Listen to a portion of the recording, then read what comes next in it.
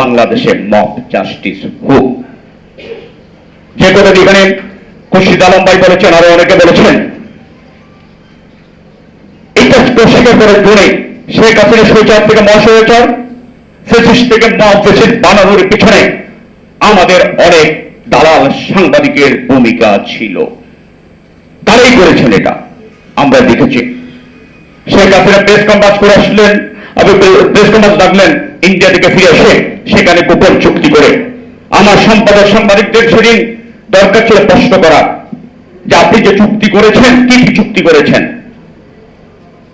যেটা জনগণের বাংলাদেশের মানুষের জানার দরকার ছিল, সেই প্রশ্নটি সেটি করেননি। সেদিন আমাদের দালাল সম্পাদক সাংবাদিক বললেন, আপনি তো বাংলাদেশের নেত্রী, আপনি বিশ্ব নেত্রী হয়ে গেছেন।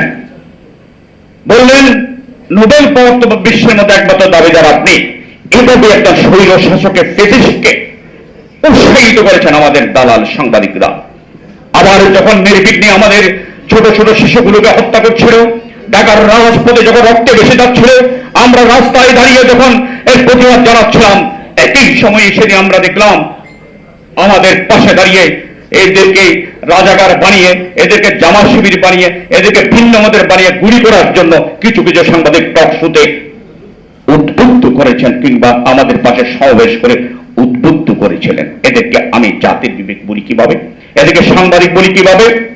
এদেরকে আমাকে অবশ্যই বলতে হবে, এরা হচ্ছে ফ্যাসিস্টের দোসর, এরা হচ্ছে রক্তপাতের উৎসদাতা, এরা হচ্ছে খুনিদের সহযোগী। এদের ব্যাপারে আমাদের কোনো আপোষ চলবে না।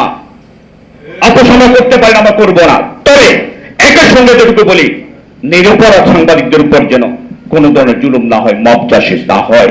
কিছু কিছু ক্ষেত্রে মব জাস্টিস হচ্ছে, নিরাপদ সাংবাদিকরা নিপীড়নের শিকার হচ্ছেন, সেটা অবশ্যই বন্ধ করতে হবে।